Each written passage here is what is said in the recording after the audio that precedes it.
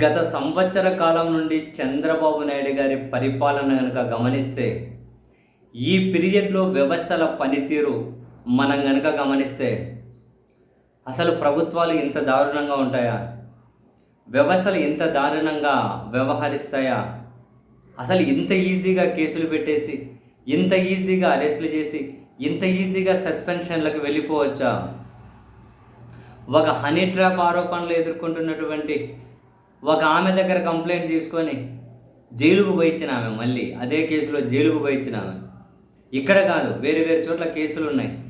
అటువంటి ఆమె దగ్గర కేసు తీసుకొని ఏకంగా ఒక డీజీ ర్యాంక్ ఉన్నటువంటి ఇంటెలిజెన్స్ మాజీ చీఫ్ని అరెస్ట్ చేసి జైల్లో పెట్టేయచ్చా?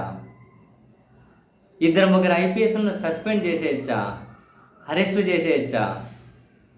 ఎవరో పట్టుకున్నటువంటి ఎవరో ఇచ్చిన వాంగ్మూలం, అదిగో ఇక్కడ ఆయన పాత్రకు ఆధారాలు ఉన్నాయి అని చెప్పి స్పెసిఫిక్గా ఆధారాలు ఏమీ కనుక ఇప్పటి వరకు ఫైండ్ అవుట్ చేయలేకున్నా కూడా, ఎవరో చెప్పారు, వాళ్ళు చెప్పారు, వీళ్ళు చెప్పారు, అక్కడ కలిసారు, ఇక్కడ కలిసారు, ఇటువంటి వాటిని బేస్ చేసుకొని సీఎం మాజీ సెక్రటరీని ఇంత ఈజీగా అరెస్ట్ చేసేయచ్చా?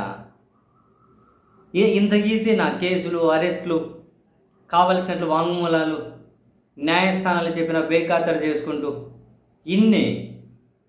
అసలు ఇప్పుడు అధికారంలో ఉన్న వాళ్ళు అండ్ ఇప్పుడు ఉన్నతాధికారులుగా ఉన్న వాళ్ళు ఎవరైతే ఉన్నారో, రేపు వీళ్ళు ఊహించుకుంటలేరా? ఇదే ప్లేస్లో ఈ రోజున అరెస్ట్ అయిన అధికారుల ప్లేస్లో వీళ్ళు ఊహించుకుంటలేరా? ఈరోజు సస్పెండ్ అయిన అధికారుల ప్లేస్లో వీళ్ళు ఊహించుకుంటలేరా? అసలు కారణం కూడా బలంగా కనిపించకుండానే అరెస్ట్ చేసి జైలుకు పంపించేసి, సస్పెండ్ చేసి, ఇంట్లో కూర్చోబెట్టేసి, సంవత్సరం నుంచి కీలకమైన అధికారులకు ఏం కారణాలు చెప్పకుండా, పోస్టింగ్లు ఇవ్వకుండా, అవునా? ఇంత ఈజీనా? ఎవరు అధికారంలో వచ్చినా కూడా ఇవే రిపీట్ అవ్వబోతున్నాయా? ఈరోజు నన్ను రేపు బాధితులు ఎక్కడుంటే ఏముంది? రిటైర్ అయ్యా అన్న ఇంట్లో ఉన్నాను, ఉంటే ఏముంది, ఏదో కేసు పెట్టి తీసుకొచ్చి జైల్లో పడేయడానికి. ఎందుకంటే నీవు నేర్పిన విద్యయే నిరజాక్ష అన్నట్టు ఇప్పుడు ఒక దారి చూపెడుతూ ఉన్నారు. ఆ దారిని ఫాలో అవ్వడానికి అందరూ బాధితులే కదా. అరే ఎక్కడైనా కనుక ఇక్కడ సాక్ష్యాలు ఫైండ్ అవుట్ చేసాం, ఆధారాలు ఫైండ్ అవుట్ చేసాం.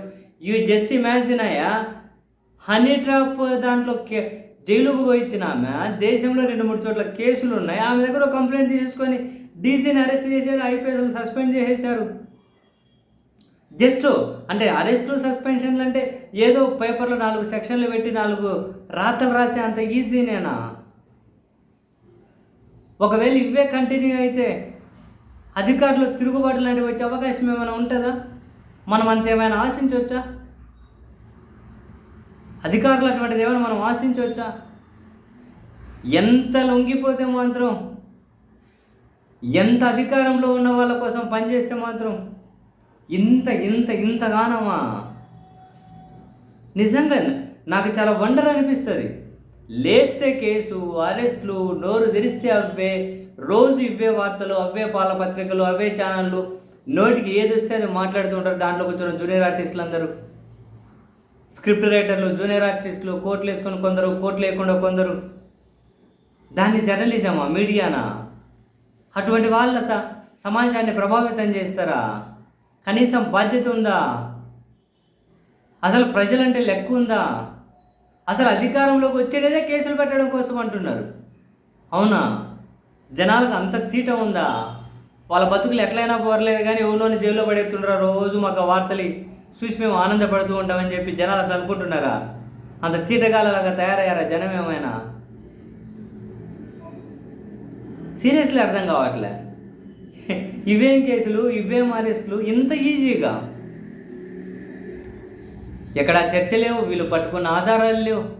ఎందుకంటే ఎవరో విజయసాయిరెడ్డి చెప్పారు, అదిగో ఇంకొకరు చెప్పారు, అక్కడ వీళ్ళు ఉన్నారంట, ఇక్కడ వాళ్ళు ఉన్నారంట, అక్కడ 4 కలిశారంట, ఇక్కడ ఈయన ఆయనకు ఫోన్ చేశాడంట.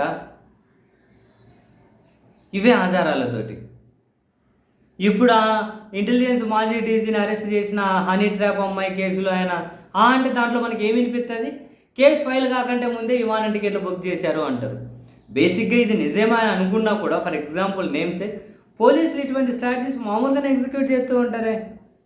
ఒకసారి ఇట్లా కేసు అట్లా రాసుకొని టకటకా వెళ్ళి అరెస్టులు చేసుకొని తీసుకొని వచ్చేస్తుంటారు. మామూలుగా జరిగేటివే కదా. ఒక్కోసారి ఏం కేసులో కూడా చెప్పరు కదా, తర్వాత రిమాండ్కి సబ్మిట్ చేసినప్పుడు చెప్తారు కదా. అవి ఏకంగా డీజీ ర్యాంక్ ఉన్న వాళ్ళని అరెస్ట్ చేసి ఐపీఎస్లను సస్పెండ్ చేసి ఇంతనా? ఎంతమంది ఐఏఎస్లకు పోస్టింగ్ ఇవ్వట్లే, ఎంతమంది ఐపీఎస్లకు పోస్టింగ్ ఇవ్వట్లే, ఎంతమందిని సస్పెండ్ చేశారు, ఎంతమందిని అరెస్ట్ చేశారు. అంటే రాష్ట్రంలో ఇది ఒక సాంప్రదాయం కాబోతుందా? ఎవరు నాశనం అవ్వాలి? జనమా? నాశనం అవ్వడానికి వాళ్ళు సిద్ధంగానే ఉన్నారా? సిద్ధంగానే అవుతామంటే అవన్నీ అండి, ఎవరికైనా చేసేదేమో.